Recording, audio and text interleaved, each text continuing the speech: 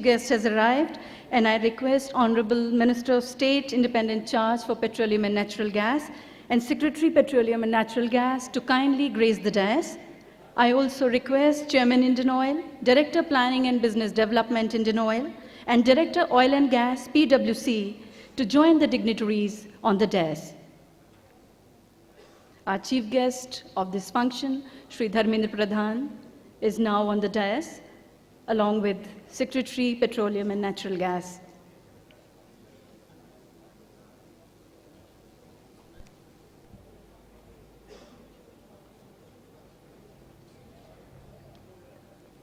Chief guest of Indian Oil Gas Conclave, Shri Dharmendra Pradhan, Minister of State, Independent Charge for Petroleum and Natural Gas, Shri K.D. Tripathi, Secretary, Ministry of Petroleum and Natural Gas, Shri B. Ashok, Chairman, Indian Oil, Shri Debashish Sen, Director Planning and Business Development, Indian Oil, Shri Deepak Mahorkar, Director Oil and Gas, PwC, the knowledge partner of the conclave, Indian Oil directors and senior executives from Indian Oil and the hydrocarbon industry, senior officials from the Government of India and state governments, esteemed speakers of the ensuing sessions, our partners, invitees, ladies and gentlemen. A very good morning to all of you, and on behalf of Indian Oil, it's my proud privilege to welcome each one of you to the inaugural session of the second Indian Oil Gas Conclave with the theme Natural Gas Vision 2025, Challenges and Opportunities. As we all know, Indian Oil is the country's flagship energy company and the highest ranked Indian company in the Fortune 500 global listing. For some time now, it has been offering total energy solutions going beyond the liquid fuels as well. And the first Indian Oil Gas Conclave was held in March 2015 for greater synergy between various stakeholders, and this second edition takes forward the aim of finding innovative solutions for wider footprint of natural gas usage in the country. And we are happy to have all of you to the second Indian Oil Gas Conclave, and indeed grateful for the presence of Shri Dharmendra Pradhan with us this morning. May I request our chairman, Shri B. Ashok, to accord a floral welcome to our chief guest.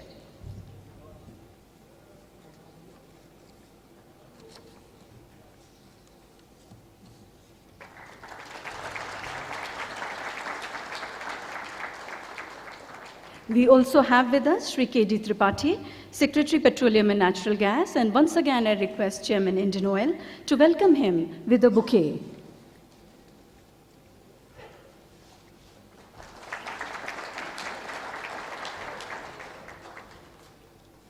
And now for an auspicious beginning, I request the chief guest, the Secretary Petroleum, and other dignitaries on the dais to kindly light the traditional lamp.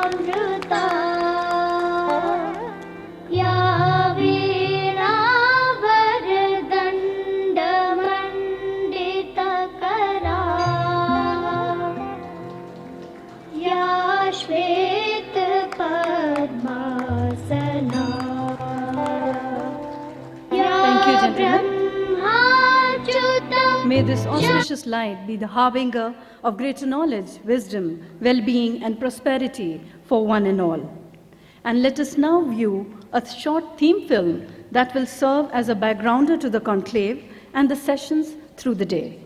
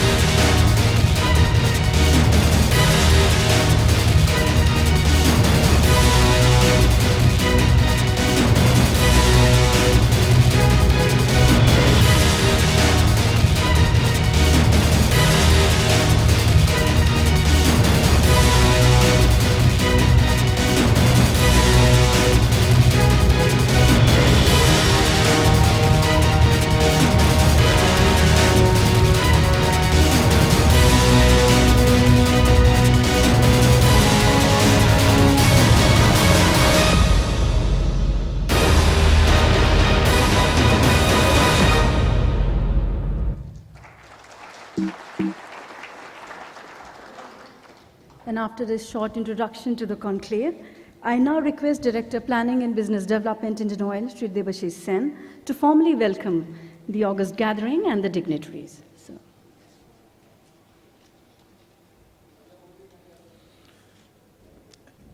Honorable Sri Dharmendra Pradhanji, Petroleum Minister, Sri K.D. Tripathi, Secretary Petroleum, Sri B. Ashok, Chairman IndianOil, Sri Deepak Mahurkar, Director PwC, distinguished speakers, honored guests, esteemed members from the industry, friends from the media, my colleagues from IndianOil, ladies and gentlemen.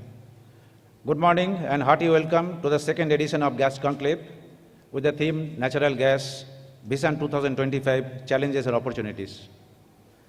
It is indeed my proud privilege to extend a warm welcome to Honorable Sri Dharmendra Pradhanji, Petroleum Minister, the chief guest of today's event.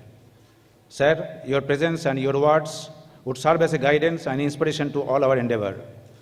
Sir, it is second year the Gas Conclave endeavor to bring together the gas sector stakeholders, policy makers, and regulators at one place and facilitate brainstorming, dialogue, knowledge sharing, and discussion on the subject as a part of narrative for growth of gas sector in India. Sri K.D. Tripathi, Secretary, Minister of Petroleum and Natural Gas, is one of the mentors of IndianOil. Sir, I welcome you to this event and look forward to your thoughts and guidance. Sri B. Ashokji, Chairman IndianOil, has been a source of support and encouragement to all of us as we take our pledging yet firm steps in the relatively new business. I extend a warm welcome to you. In fact, success is addictive, and we in IndianOil realize this addiction since it results in stakeholder engagement. We are pleased to be back again with the second edition of IndianOil Gas Conclave with a resolve to make it a regular, credible forum for exchange of views, concern, and opinion, and also become advocacy group for the Indian gas community. Since previous gas conclave, lot of waters have flown by in the global gas business, and the development in Indian gas sector has been equally transformational. The low gas price have put a brake on further development of shale gas field in US, be it the voyage of fast LNG export consignment located in USA or LNG purchase tender from Pakistan or Egypt. The global LNG trade flow is getting rearranged to accommodate market expansion and supply source diversification. As more LNG enters the market from Australia, which will have 10 LNG projects on stream by 2017 for a total liquefaction capacity of 85 million metric ton, which is accounting for about one-third of the current global LNG demand, and it will also surpass the current leader Qatar, which has a 75 million metric tons of liquefaction capacity, and with at least 5 US-based LNG projects under various stages of commissioning, the oversupply scenario is likely to continue. Lifting of sanction in Iran has once again brought focus on gas activity to the Gulf. Talks of Russian gas flowing its way to China, riding part of Siberia pipeline, has made us believe that energy can really change the world diplomacy. Previous 1 year has been really defining for the Indian gas business landscape, with feverish action on the infrastructure as well as commercial and contextual front. Renegotiation of the gas long-term contract has brought to the fore the risk involved in the gas business.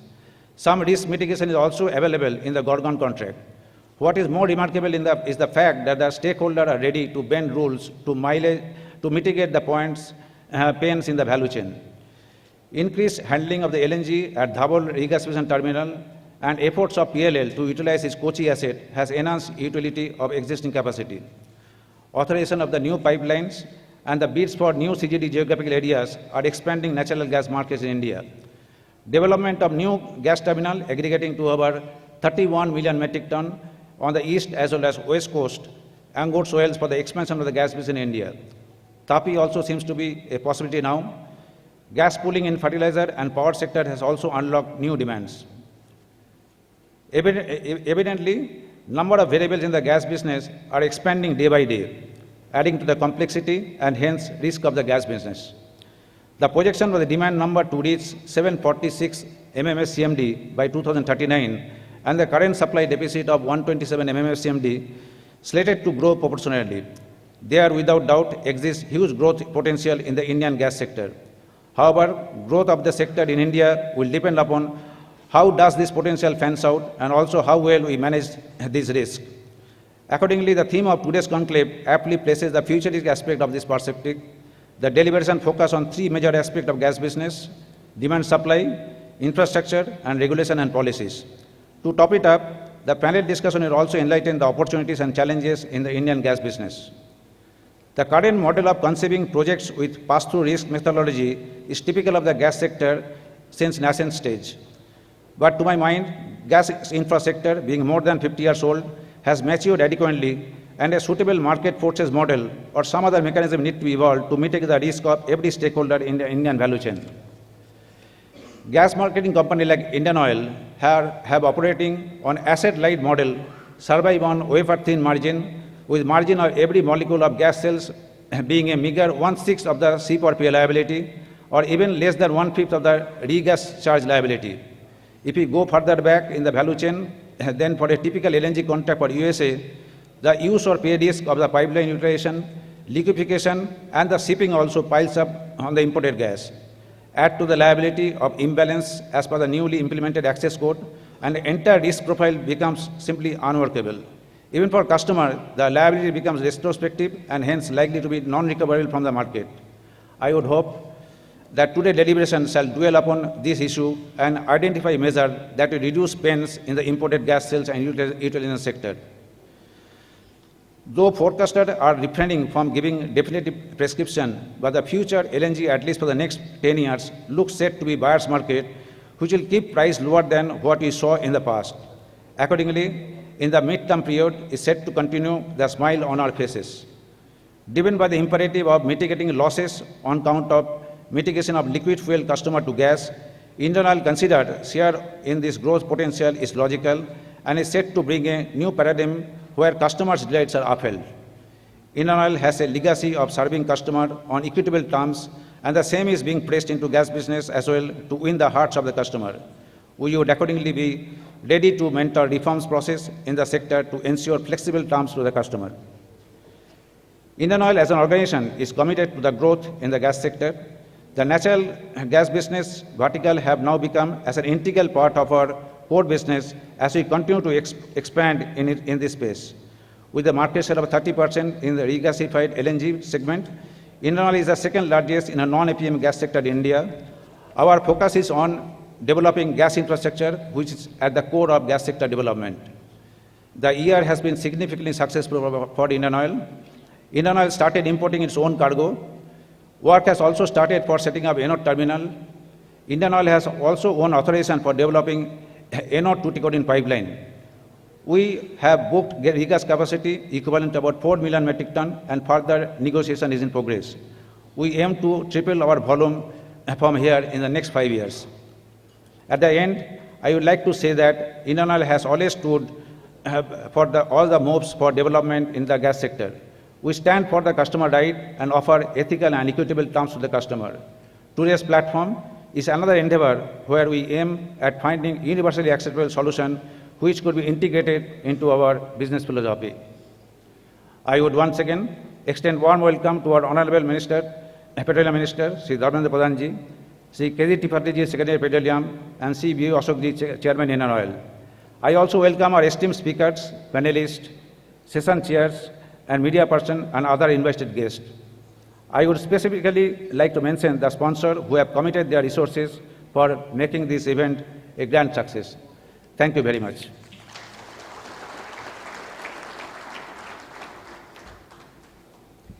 Thank you, sir, for underlining all the major issues before the stakeholders and the industry. And as you rightly said, brainstorming and dialogue will go a long way in chalking out a blueprint for the industry. Thank you indeed.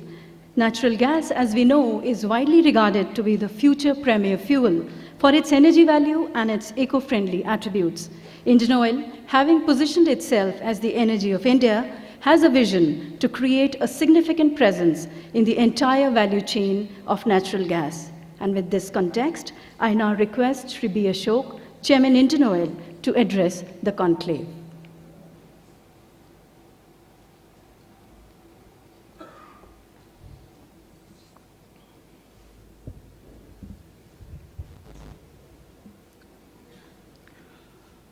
Sri Dharmendra Pradhan ji, Honorable Minister of State, Independent Charge, Petroleum and Natural Gas, Sri K.D. Tripathi, Secretary, Ministry of Petroleum and Natural Gas, senior officials from Ministry of Petroleum, our Additional Secretary, Sri A.K. Singh, Joint Secretary Marketing, Sri Ashutosh Jindal, industry experts, eminent speakers and panelists, Sri Deepak Mahurkar from PwC, our knowledge partner, distinguished guests and invitees, representatives of our knowledge partners and sponsors, friends from the media, colleagues from Indian Oil, ladies and gentlemen. My warm greetings to all of you and a very good morning. It gives me great pleasure to have you all with us here at the second Indian Oil Gas Conclave. Today's conclave on the theme Natural Gas Vision 2025, Challenges and Opportunities, endeavors to chart out a roadmap for the growth of the gas sector in India. I am positive that today's deliberations would go a long way in helping us holistically capture the opportunities, benefits and challenges in nurturing natural gas as the fuel of tomorrow. To begin with, the good news is that the Indian economy is on a healthy growth curve, which signifies an increase in energy consumption in the years to come. With population and incomes projected to rise, it will be a challenge to meet and manage the demand affordably, sustainably, and securely. The situation in India quite fittingly mirrors the global energy dynamics. The growing concerns on climate change and other environmental issues have propelled the search for a new energy alternative. With consumption patterns gradually weighing towards the cleaner and more plentiful natural gas, it appears to be both the transition and a destination fuel of the future. Moreover, the essence of sustainable development lies in fulfilling the needs of the present without compromising the growth aspirations of our future generations. Thus, it is vital for businesses, especially those operating in the energy sector, to promote policies and measures that would ensure environment protection and reduction in overall carbon footprint. This way, a move towards a natural gas-fueled economy will help us achieve the twin objectives of economic growth and sustainable development. In India, too, the demand for natural gas has increased significantly in the recent years due to many factors: greater availability, development of transmission and distribution infrastructure, savings accruing from use of natural gas in place of alternative fuels, its environmental friendly characteristics as a fuel, and the overall favorable economics of supplying gas at reasonable prices to end consumers. Looking at the country's gas demand scenario, power and fertilizer sectors have traditionally been the major consumers of gas in India. In recent times, with increase in availability of natural gas via imports and with enhanced spread in connectivity, gas has been made available to several other industries as well. City gas distribution is another sector where gas usage has increased rapidly due to increased connectivity. Currently, India consumes around 128 million standard cubic meters per day of gas. Of this, 44 is used in fertilizers, 31 in power, 15 in city gas networks, and 38 in industries, refineries, and petrochemical plants. Thanks to the eco-friendly characteristics, coupled with expanding infrastructure, natural gas is finding more acceptance in the Indian market. In fact, the gas demand is expected to rise multifold in the coming years and reach 600 mmSCMD by the year 2025. With natural gas emerging as the fuel of choice, and given the prevailing industry trends, Indian Oil took to natural gas marketing in the year 2004. Its innovative LNG at the doorstep initiative has benefited bulk users located away from gas pipelines. As one of the co-promoters of Petronet LNG Limited, which set up an LNG terminal at Dahej in 2004, Indian Oil took up the challenge of marketing 30% of the product available from a long-term agreement signed between RasGas and PLL. The corporation has also booked an additional 1.5 million tons per annum capacity in the terminal. In a span of a little more than 10 years, Indian Oil has grown from marketing 0.67 million tons per annum to 3.5 million tons per annum of regasified LNG or RLNG in the country. With India's extensive coastal infrastructure, import of LNG, Indian Oil has embarked on setting up its first state-of-the-art onshore LNG import terminal of 5 million tons capacity at Ennore near Chennai, with a provision to scale it up to 10 million tons. In addition, we are supporting other enterprises keen on setting up LNG terminals and FSRUs by booking capacities in them, in Jafrabad, Mundra and Dhamra projects, to name a few. Leveraging its decade-old experience in laying cross-country crude oil and finished product pipelines of more than 11,000 kilometers, Indian Oil is also engaged in laying 4,000 kilometers of pipeline network in joint ventures with other companies and about 1,200 kilometers pipelines on its own for transportation of natural gas. Further, Indian Oil has gone into sourcing of LNG in a big way to meet its captive requirements as well as that of its consumers, and is in the process of tying up LNG from various global resources. Out of the 13 million tons capacity available at its own terminals or booked in other terminals, Indian Oil is targeting to procure 60% by way of long-term tie-ups and balance through spot and short-term purchases. We are now convinced that LNG is a pragmatic solution to bridge the galloping demand-supply gap for natural gas in the country, and we are focused on harnessing the opportunity by getting associated across the value chain. Indian Oil not only markets RLNG, but also consumes substantial quantities in its own refineries. Probably that's one thing which gives us the advantage. At present, with 3 of our 11 refineries connected to gas grids, we consume about 1.6 million tons at present. The volumes are expected to rise to 9 million tons with improvement in pipeline connectivity to other refineries and petrochemical projects. It is imperative that the gas sector undergoes significant transformation. However, its growth is intertwined with the policy impetus necessary to enable the sector compete with other energy sources. It is extremely encouraging to see the rapid progress in the policy front under the able leadership of our Honorable Minister. In this direction, the government has taken significant policy initiatives, such as granting freedom of marketing and pricing of discovered gas. Infrastructure creation has also gained momentum with renewed focus. At Indian Oil, we believe that there is enormous potential in the natural gas sector, even though we are the leading provider of liquid fuels in the country. I think personally there is space for every fuel, and we need to grow in a balanced manner to meet the galloping energy demands of the country as a whole. It can act as a propellant to energize an era of sustained growth in the country. Unlike that of crude oil, the dynamics of gas markets are still in the development stage, with markets often turning volatile.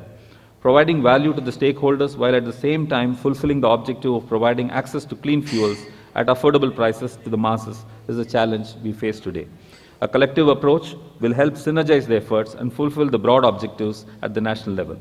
I would urge the esteemed gathering here to come up with innovative solutions to chart a transformational blueprint for the future of natural gas in the country. Once again, on my personal behalf and on behalf of Indian Oil, I extend to all of you a very, very warm welcome for the second Indian Oil Gas Conclave. Thank you very much.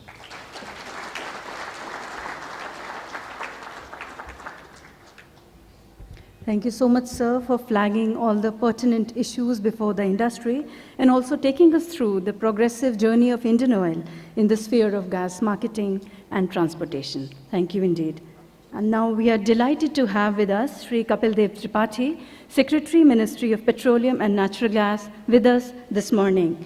Riding on a rich and varied experience in various facets of public administration, he took up his present assignment in May 2015 and has been taking forward the tasks of policy formulation and implementation of vital schemes of the oil sector across the country. I now invite Sri K.D. Tripathi for his keynote address.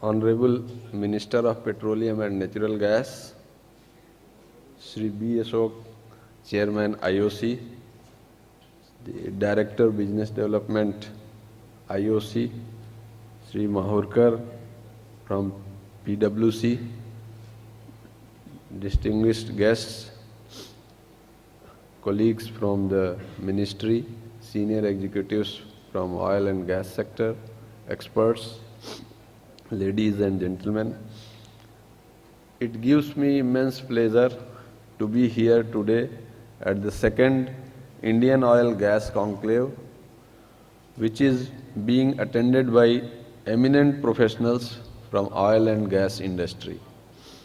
The conference focuses on the contemporary themes of availability, affordability, and accessibility of gas. Currently, India is the world's 5th largest energy consumer, accounting for about 4% of the global annual energy consumption. India is one of the fastest growing major economies in the world, and has been declared a bright spot in the global economic development by both the World Bank as well as the IMF. The, the World Bank has projected a growth in India about 7.8% in 16-17. And similarly, IMF has also projected a growth forecast of more than 7.5%, making our country the fastest growing major economy in the world. With anticipated economic growth of such a magnitude, coupled with demographic trends, it is clear that access to abundant and economically viable and affordable energy is the key for sustaining the growth momentum. This means that with not so sizable quantum of indigenous resources, we will inevitably will have to diversify our fuel mix to fulfill the ever-increasing energy needs. Serious efforts would need to be undertaken in seizing the opportunities to increase the share of natural gas in India's energy mix. This calls for creating the necessary physical infrastructure to ensure that the objectives are realized. For this, all stakeholders such as suppliers, marketers, consumers and regulators would need to ensure that sustainable availability of gas at affordable prices is undertaken. The gas sector needs to be proactively developed to include many other potential gas consuming sectors in primary consuming sector. With this objective, we have taken a number of policy measures in recent past. We had earlier brought out small fields policy, where we have given pricing and marketing freedom for the gas and oil extracted out of these fields. Then recently we have brought out the uniform licensing policy, which provides for exploration and production of oil and gas, and also provides for the revenue sharing model and pricing and marketing freedom. We have also very recently declared the policy for pricing of deep water, ultra deep water, high temperature, high pressure gas to be produced from the discovered fields and to be discovered fields. So these policy measures and many more to come, I hope, will enthuse the sector to take India forward towards a gas-based economy. The domestic reserves of natural gas are limited. So we have to take a national endeavor to bridge the ever-increasing gap between demand and supply of gas in India by intensifying the exploratory efforts in the Indian sedimentary basins, and our efforts need to be supported by the other alternate sources of energy like coal-bed methane, gas hydrates, shale gas, etc. Here I would like to mention one thing, that our large markets should not be viewed as a weakness. In fact, with limited resources and our large market, if the we are encouraging more and more competition, So this gives an opportunity to develop the sector, and it's not a weakness in my opinion.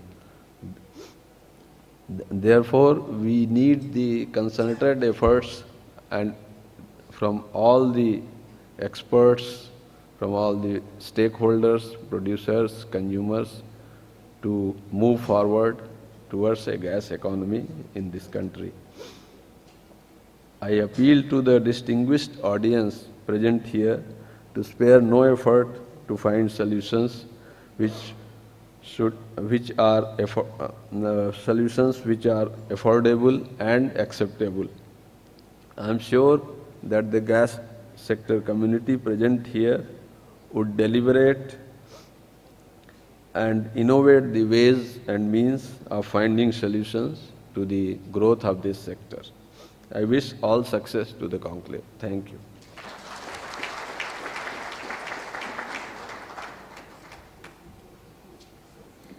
Thank you, sir, for your keynote address and for sharing the policy measures focused on the gas industry. And as you rightly said, these measures will surely enthuse the sector and strengthen it in the days to come. Natural gas, as all the speakers this morning have elucidated, has an enormous potential in a growing economy like India, with demand far outstripping its supply. Its many benefits make it the ideal fuel for all sectors, and in this direction, IndianOil and the Conclave's knowledge partner, PwC, have delved into gas sector developments in India. Based on stakeholders' survey, a background paper has been prepared, and I request Sri Deepak Mahurkar, Director Oil and Gas, PwC, to give us an overview of this background paper.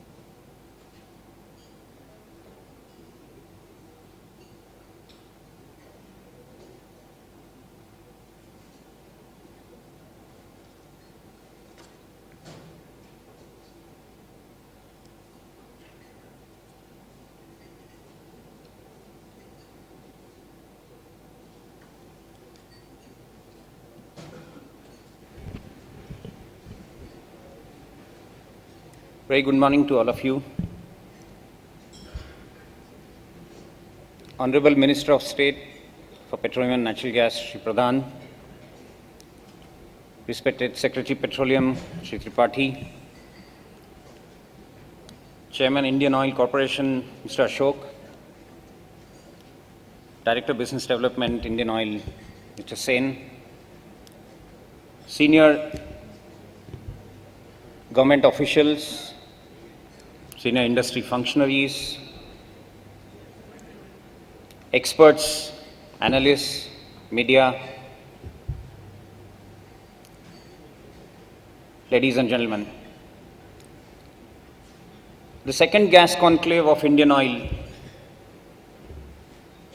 is here in front of us with an intention to provide a neutral platform to all the stakeholders to come and discuss, debate, and conclude on the issues that are confronting the sector.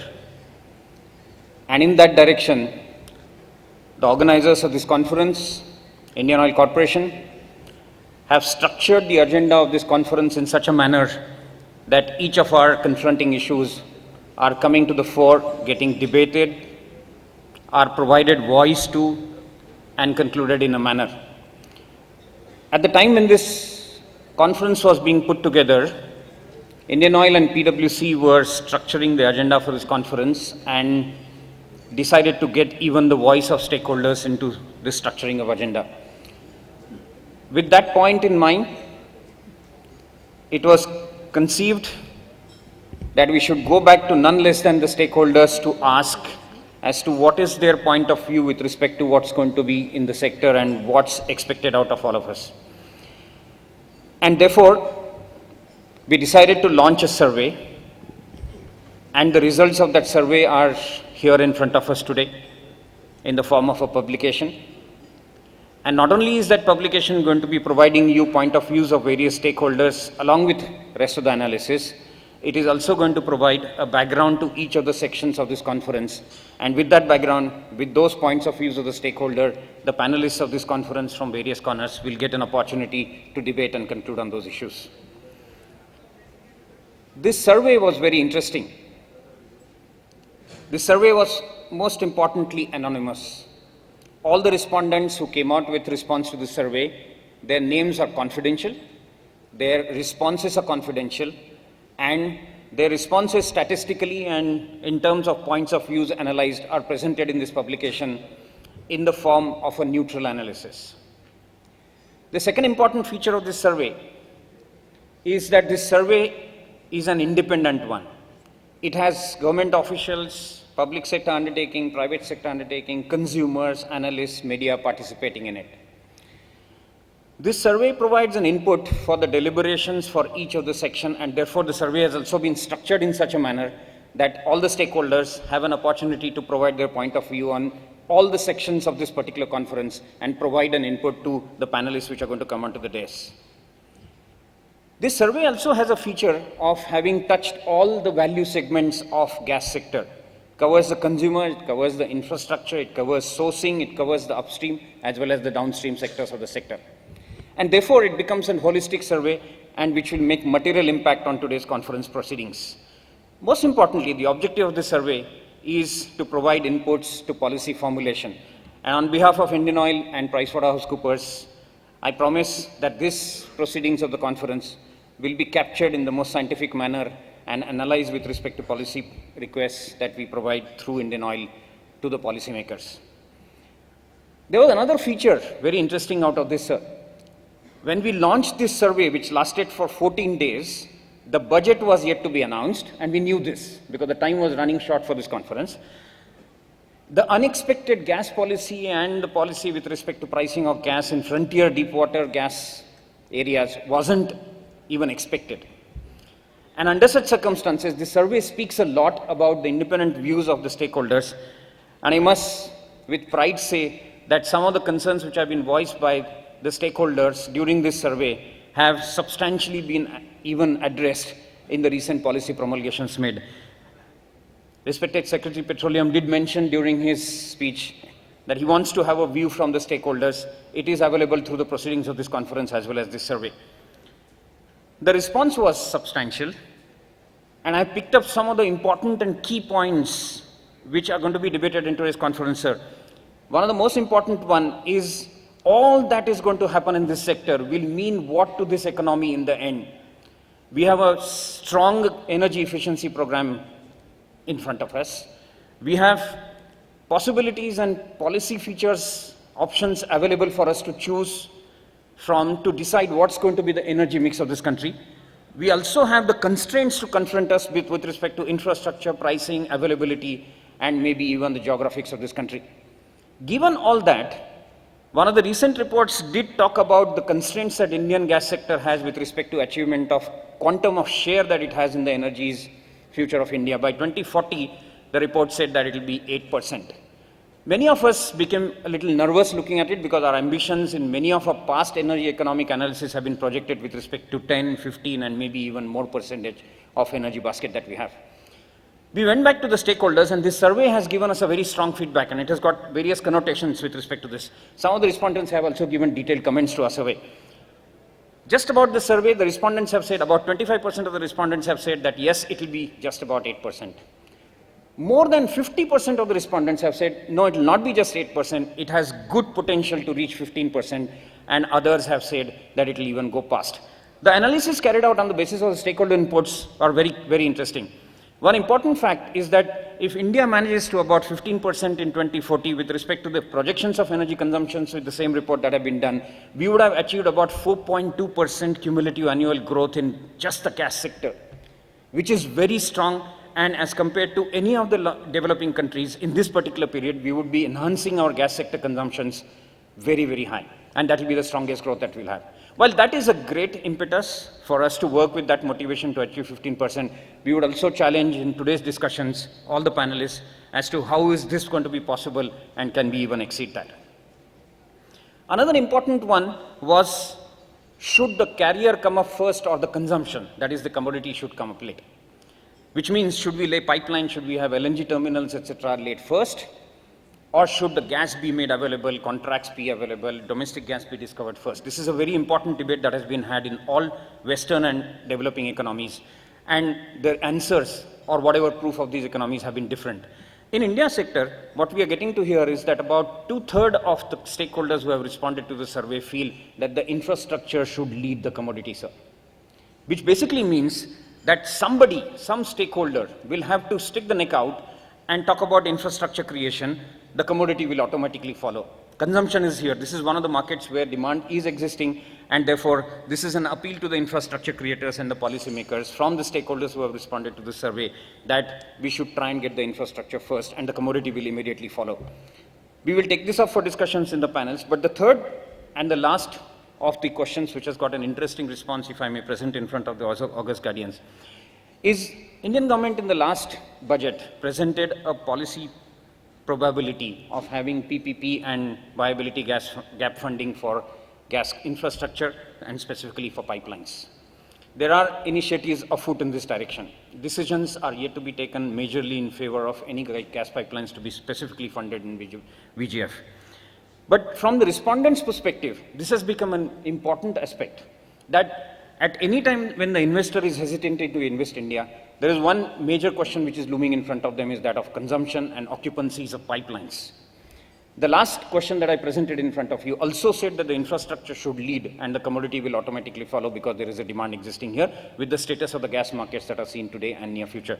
So with this input to the August gathering here, policymakers and the panelists which are going to come up, I wish to take you to the next one, which specifically talks about preparedness of our transmission and distribution pipelines to take on the challenge of 15%. Most of the respondents have also responded with a very strong feedback that unbundling between distribution and transmission should be taken as a second priority. Instead, accounting unbundling, which means transparent reporting of these particular ones, and non-availability of cross-subsidy possibilities in these two infrastructure status should also be. So we're getting into the micros of that sector, and we are also trying to understand as to what are stakeholders trying to say with respect to development of the sector. So one of the indirect interpretations of this from the stakeholders' perspective we are getting is that stakeholders mean that in terms of cross-subsidization of these two sectors and transparency in accounting, this ought to be put out across. But in terms of legal unbundling, with respect to having different companies to put up transportation and distribution infrastructure, it shouldn't be taken up as a first priority. Maybe there is again a reflection of the last question's answer, and that was, will the infrastructure at all get created if we put these kind of bottlenecks in the way for development of infrastructure? With these inputs, I wish to lay my case here. Any questions during the session or otherwise during the panels are welcome. And this publication is also available for PwC and Indian Oil's website for viewing. Thank you very much. Thank you, Shri Mahurkar, for sharing these useful insights from the background paper. And as you said, this comprehensive stakeholder survey will give authentic insights into the challenges and opportunities in the gas sector. And with this, it's my privilege to now request the chief guest, Shri Dharmendra Pradhan, to kindly do the honors and release the background paper.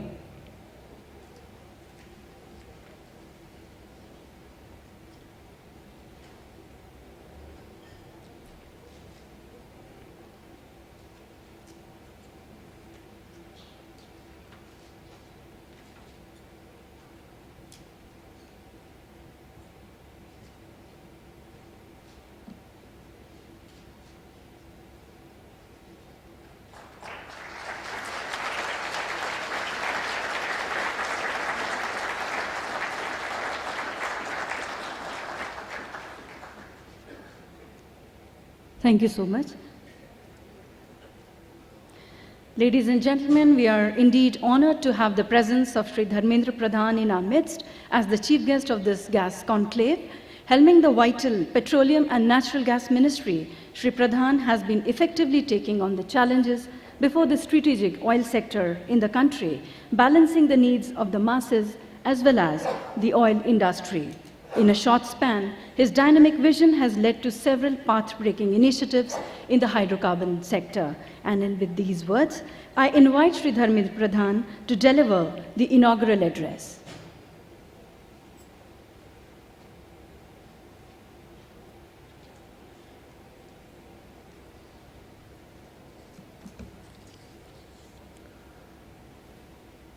Sri K.D. Tripathi, Secretary, Petroleum and Natural Gas, Sri B. Ashok, Chairman, IOCL,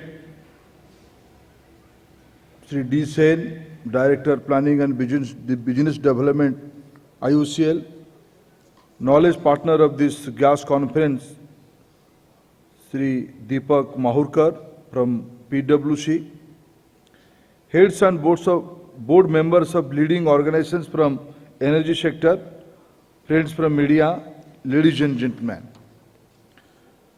Good morning to all of you.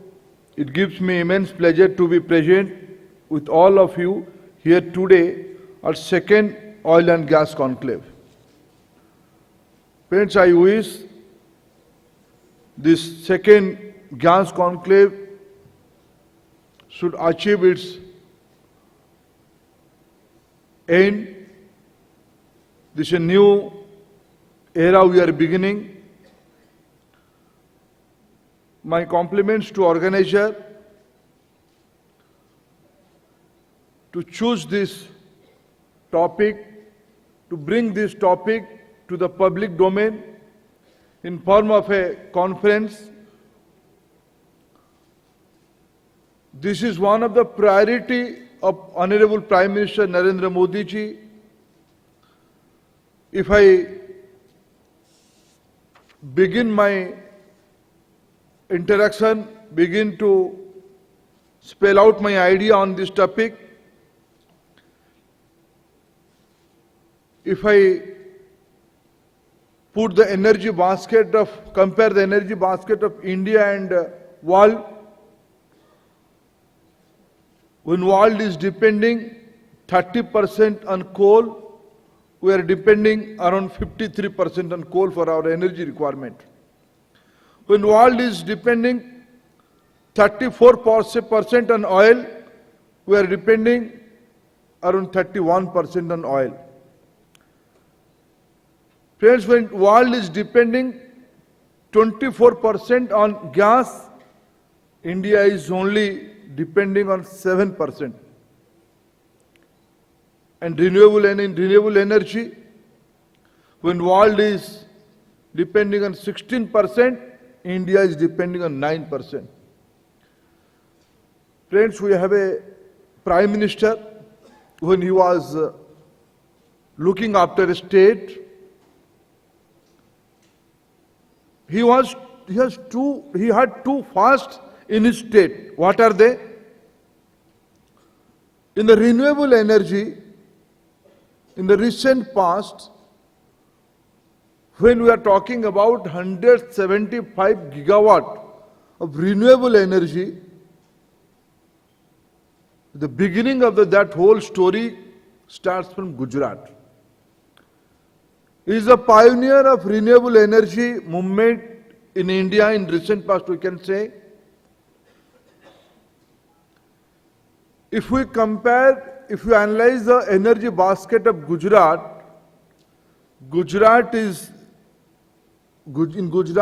in energy basket, gas is contributing with 25%. These are the two primary area, two key area, two clean area. This is more pertinent after our commitment in COP21. We have to reduce our carbon footprint from 2005 level as a benchmark, as a cut-off point. By 2030, we have to reduce around 30-35% of our carbon footprint. This is our contribution. Though India is a less pollutant country, those who have polluted the world atmosphere, world environment, now they are preaching, they are sounding high. As a responsible country, as a responsible leadership, India is committed to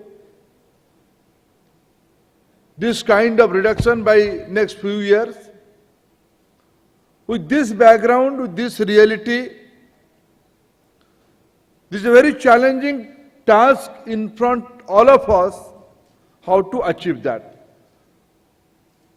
I congratulate IOCL to initiate this debate, but I disagree with IOCL on certain area. I was asking my dear friend Ashokji, why it is 2025? Ashokji and Dada is little bit not aware about their capacity. They are strong believer of Hanuman culture. Hanuman is a part of energy and Hanuman doesn't know what is its capacity. The kind of marketing network and credibility IOC is enjoying, and their consultant, their knowledge partner is talking about 2040 and they are planning about 2025. In India, 10 years and 9 years are a matter of, there is no much time.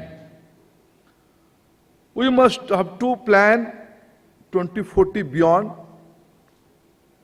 At least 25 years is a quarter century. In this sector, we are late. Honorable Krishnanji was entering to the room when I was going outside of the room. And my dear friend, Mr. Mahanti is here. Let me put I am a third party observer. I came to know the future gas consumer are here, the present gas consumer are here, all stakeholders are here. And I am also stakeholder. I am a little bit observer kind of situation I have. When I was entering, going out, Mr. Krishnan was entering. The key area, the key stakeholder, key partner of this expansion is PNGRB. We have experience of PNGRB. Government rightly create this institution to give more speed, more focus, strategy to this sector, primarily gas industry. But friends, we have a experience of 10 years. I am not here to put any finger on anybody. But consciously I am taking the name of PNGRB. And PNGRB and other stakeholders, whether it is GAIL and whether today it is IOCL, whether some of the private sector. We have to see whether PNGRB kind of model, what model we have today, it is expanding our network or it is restricting our network. I am not blaming anybody. This area we have to ponder over, we have to plan. We have to jointly come together, and I will expect from this conference, let you give us a roadmap, give us your valuable suggestions. According to me, the model we are pursuing, this is the first. I want to, my media friends are here, they should not, because we want to develop this sector through participatory and suggestive mode. I am not blaming anybody, but responsibility lies more with PNGRB. They have to take lead on this issue, because consciously government create an agency, create an authority to facilitate for a rapid expansion. Now, time has come, we have to revisit the topic, restructure ourselves without compromising the autonomy, the independency of a regulator kind of thing. What should be our roadmap? Our vision should not be limited. When Prime Minister is the only leader in India in the post-independence era who was a first-hand information about clean energy, especially on gas-based economy, gas-based energy. Prime Minister has a very clear strategy and idea and concept. What should be India's future energy basket? In one of our recent interaction with world leaders of oil and gas industry, categorically he has re-emphasized one issue. Yes, we want to enhance our alternative energy basket, quantum, but we know the renewable energy has a natural limitation. What did you do in the evening? What did you do about the peak hours? To maintain our energy sufficiency, energy supply, we have to have hydrocarbon based or other kind of energy resource, and gas is the cleanest one. How do we function as a stakeholder? I have a 22 months experience in this sector. Friends, every day I am learning something from all of you. What should be the business model? There is a recommendation by Deepak in his assessment, in his analysis, whether market should create fast or whether infrastructure will lead to the market. So infrastructure fast or market fast? This is a debate. Those who are big player, they are crossing their finger and they are expecting let market grow, then we will put our money. There another school of thought is there, let put money in the infrastructure, market will follow, market will be created. Well, this is a 50-50 theory. We have to see the future. We can't think only in economic term. And Indian telecom sector is a robust model in front of all of us. 20 years back, you just imagine, mobile was a very sophisticated equipment. Today, who is owning a Falcon jet is a proud corporate in the society. 20 years back, who was holding a mobile phone, he was a proud executive, proud corporate entity. Today, friends, in the remotest area, there is a mobile phone. The user is a poorest of the poor. 100 crore telephones are there, mobile telephone sets or handsets are there. Connections are there. Friends, here is a market assessment. Market leads to infrastructure and infrastructures create the market. Gas industry has to address this pertinent issue. And rightly government has created some policy measures, took some policy measures. In a recent decision, $40 billion of hydrocarbon will be unlocked. I was analyzing what will be the quantum of gas. I was analyzing 60% of that $40 billion resource will be gas. Help is addition to that. These are the existing producing oil and gas fields. To be produced, discovered, to be developed gas fields. This policy measure will facilitate, and Prime Minister has rightly given us a target. By 2022, India has to reduce 10% of its import dependency to create a robust Indian economy model, I can say.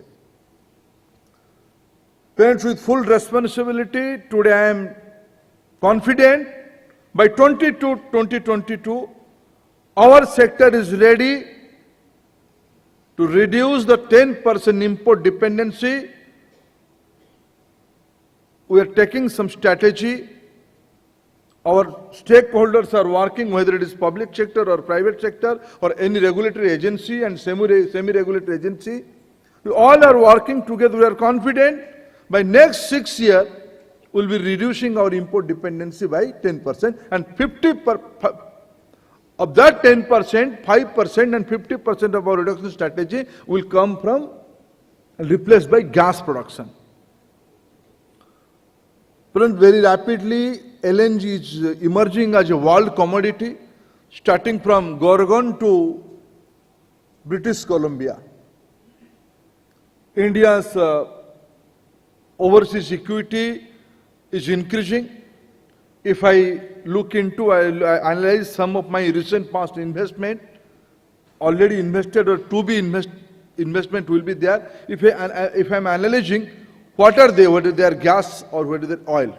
Primarily it is tilting towards gas. And as an international commodity, gas is emerging as a unified market commodity. It will not take much time to have a price stability. You all are appreciating India with all your efforts.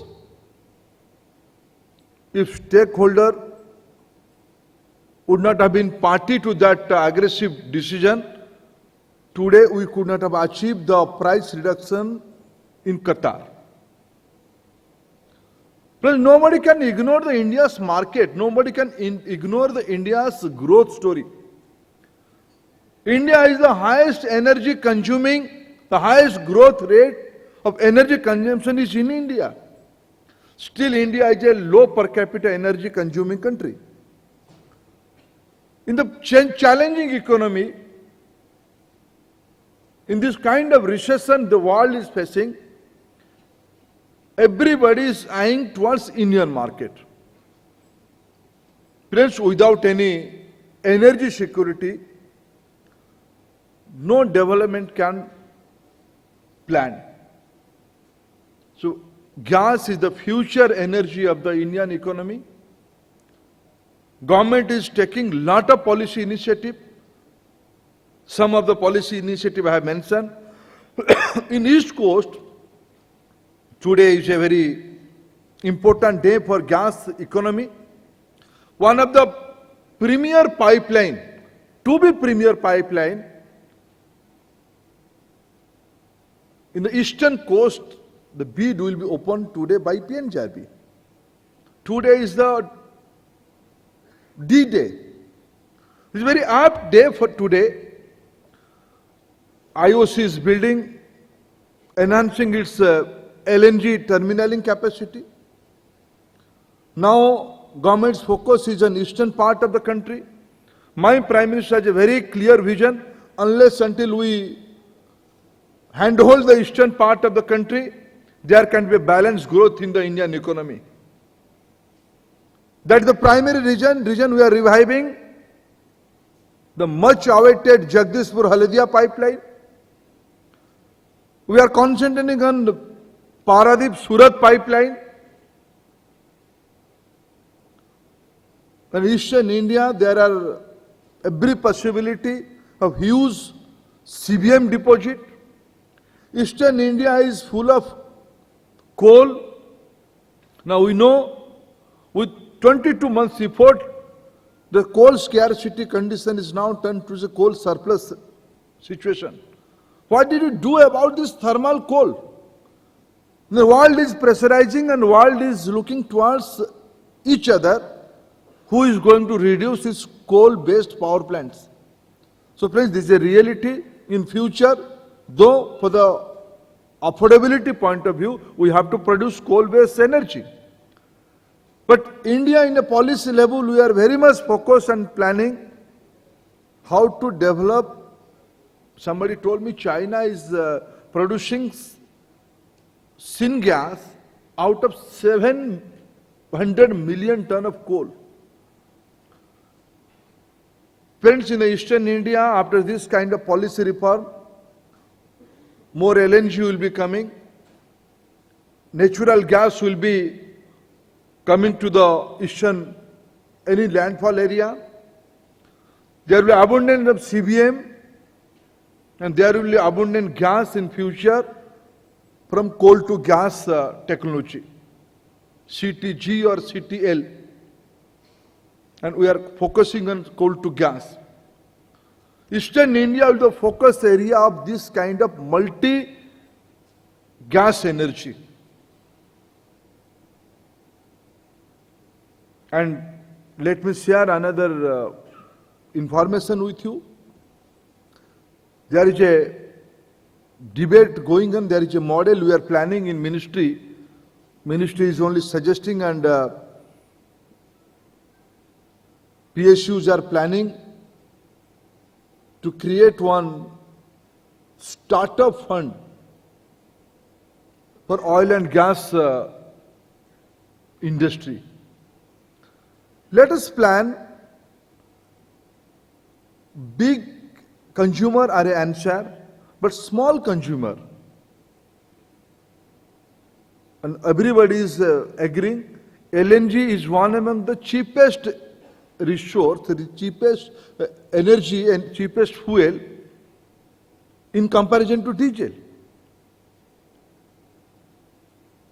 Whether an oil company like IOC, BP, HPCL and some other private sector marketing company, time has come to change their marketing strategy from liquid fuel to gas. So I see a huge market from tiny consumer. How can we say Gujarat is achieved 25% of energy in its basket only through some of the big commercial or corporate house? No. The rural Gujarat is connected with domestic PNG connections. Small and tiny industry in Gujarat's ceramic sector, glass sector is supplied by gas. How do we create this kind of market in the hinterland? Yes, infrastructure is the issue. PNGRB has to play a more proactive role, and more stakeholder, whether it is public sector or private sector, has to come forward. I am a strong believer. I can see my dear friend Ashok is visualizing up to 2025, but I can visualize what will happen beyond 2040 also. Clean energy is the energy of the day. How much we can claim, but alternative energy in name of renewable has its own technological limitation. People are talking, battery will come, electric car will be replaced on fuel oil, all will be there. But may not be in next 20-25 years. In Indian market, the affordability of Indian market is a big issue. The kind of economic strata we have, gas has a future, gas is the economy, gas is the energy, gas is the weapon, I strongly believe, and I can visualize. I'm again congratulating all of you, working jointly as a stakeholder. Everybody has a role, every idea leads to a bigger innovation. I'm welcoming this conference, and I'm expecting, I have a small role. Certainly I will expect my joint secretary should brief me to my secretary what is the outcome of this conference. I welcome you again, and thank you, friends, for inviting me to this conference. Thank you.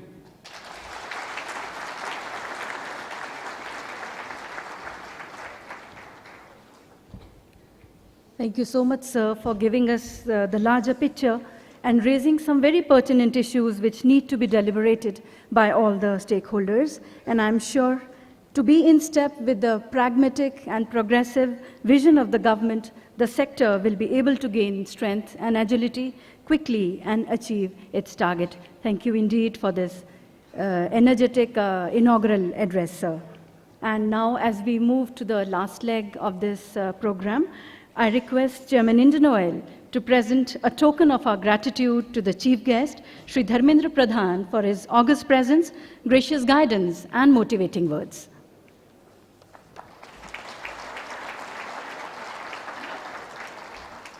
I now request our Chairman to present a memento to Shri K.D. Tripathi, Secretary Petroleum and Natural Gas, for being here on this occasion and for his keynote address.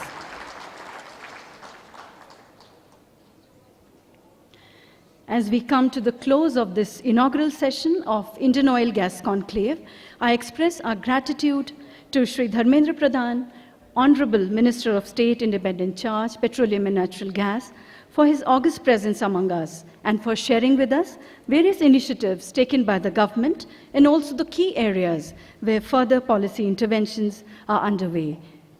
Your address was indeed very motivating, sir.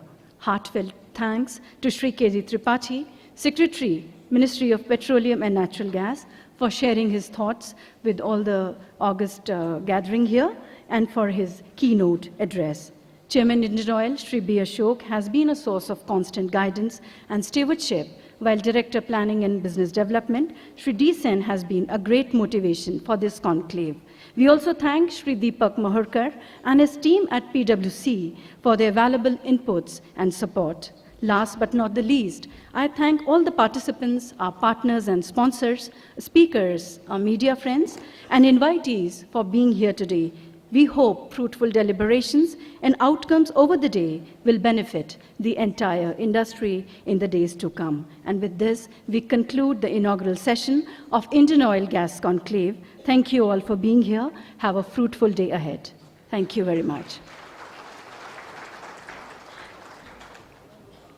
We'll now break for tea and we'll reassemble after 10 minutes for a panel discussion.